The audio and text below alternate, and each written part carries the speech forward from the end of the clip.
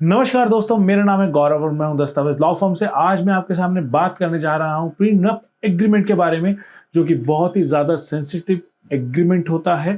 And I personally recommend to all couple those are educated and understanding for their marriage, those have a very common intention not to cheat their partners. They must go ahead with this agreement. Reason being, it's give you a strong foundation, and the financial freedom. It give you peace of mind, each and everything you will get from this agreement. तो दोस्तों, ये agreement है क्या, इसको हम कैसे कर सकते हैं? प्रीनप के बारे में शायद से आपने सुना होगा कि ये वैलिड नहीं है, और कई कुछ वीडियोस में शायद से आपने ये भी सुन लिया होगा कि प्रीनप कोर्ट कह रहा है कि प्रीनप एग्रीमेंट करिए। तो आइए डिटेल में हम बात करते हैं आज प्रीनप एग्रीमेंट के बारे में। सो फ्रेंड्स, प्रीनप एग्रीमेंट एक एग्रीमेंट होता है जो कि बिटवीन द कपल्स होता है, एक्स एंड वाई, ठीक है, जो कि एक लड़का और लड़की के बीच में होता है, जो कि शादी से पहले वो अपनी सारी एसेट्स को डिक्लेयर करते हैं, अपनी फाइनेंशियल कंडीशंस को डिक्लेयर करते हैं कि इस डेट पे जब हम शादी करने जा रहे हैं तो आज की डेट में हमारी फाइनेंशियल स्टेज क्या है, हमारे ऊपर डेट्स कितने के हैं, हमारी एसेट्स कितने की हैं, और हम लोग कहाँ पर कितना ग्रो कर रहे हैं। सो दोस्तों, ये एग्रीमेंट इतना इम्पॉर्टेंट एग्रीमेंट है आज की डेट में। जब हमारा कुछ पुराना लॉ जब हमारा पुराना था, तो हम लोग if will talk about CrPC 1973, जब कानून बना था, या फिर हिंदू मैरिज एक्ट 1955 जब ये कानून बने थे, तो उस समय ज्यादातर लेडीज जो थी या लड़कियां थी वो यूजुअली होम मेकर होती थी। बट आज की डेट में ज्यादातर लड़कियां होम मेकर नहीं है, ज्यादातर लोग they are going for commercial things, they are earning, ठीक है। और कुछ लोगों ने, कुछ लड़कियों ने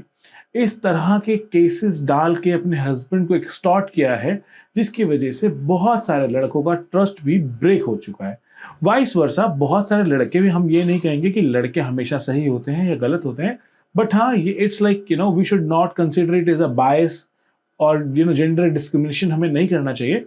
बहुत सारे केसेस में ये भी देखा गया है कि लड़के एक्चुअल में शादी के बाद लड़की को अपनी जागीर समझते हैं, मारपीट करते हैं, मिसबिहेव करते हैं।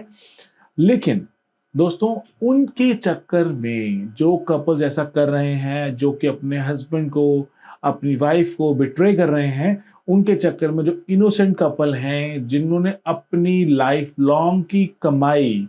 कमाई है और शादी करने जा रहे हैं, एक सोशल डेजिग्नेशन या आप कह लीजिए सोशल डिग्निटी, जिन्होंने सोशल प्लेटफॉर्म एक आज की डेट में जिन्होंने हासिल किया है अपनी मेहनत से, तो उन लोगों के मन में कहीं ना कहीं ये संकोच है, ये डर है कि कहीं हमने शादी की तो हमारी वाइफ आके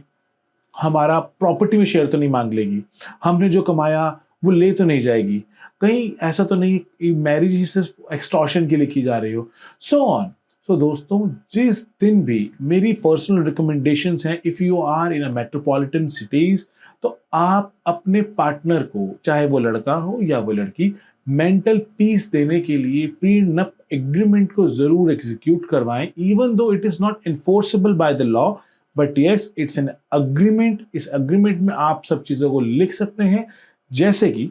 स्टेज 1, आप इसमें ये बताएंगे कि आपकी प्रॉपर्टी कितनी है, शादी से पहले आप क्या कर रहे थे, आपकी इनकम कितनी है, आपकी एजुकेशन कितनी है। दूसरा, आपको ये डिक्लेयर करना है कि आज की डेट में आपकी टोटल एसेट्स क्या हैं। थर्ड, भगवान ना करे अगर आपको कल सेपरेट होना पड़ता है या डिवोर्स लेना पड़ता है, तो उस समय जो आपकी प्रॉपर्टी आपकी शादी से पहले थी वो, और आप दोनों ने मिलकर जो प्रॉपर्टी बनाई, वो कौन सी प्रॉपर्टी डिवाइड होनी चाहिए, मेंटेनेंस के बारे में आप लोगों को उसके बारे में लिखना चाहिए। और साथ ही साथ, अगर भगवान ना करे अगर कुछ इस तरह की सर्कमस्टांसेस हैं कि आप लोगों को सेपरेट होना पड़ रहा है, तो उस स्टेज में आप लोगों को डिवोर्स लेने का तरीका क्या रहेगा। क्या वो म्यूचुअली डिवोर्स होगा, या वो एलिगेशन लगाकर कंटेस्टिंग डिवोर्स होगा। सो अगर आप अपनी लाइफ में एक अच्छा सा पीस ऑफ माइंड चाहते हैं, लाइफ को अच्छे से एंजॉय करना चाहते हैं, तो दोस्तों, you should always opt second option, which is called mutual divorce. और प्रीनप अग्रीमेंट में इस बारे में अच्छे से आप लोगों को डिटेल में अच्छे से हर चीज को, टर्म्स एंड कंडीशन को मेंशन करना चाहिए।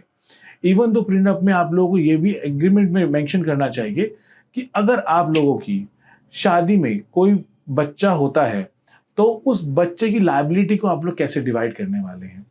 उस लायबिलिटी के लिए आप लोगों को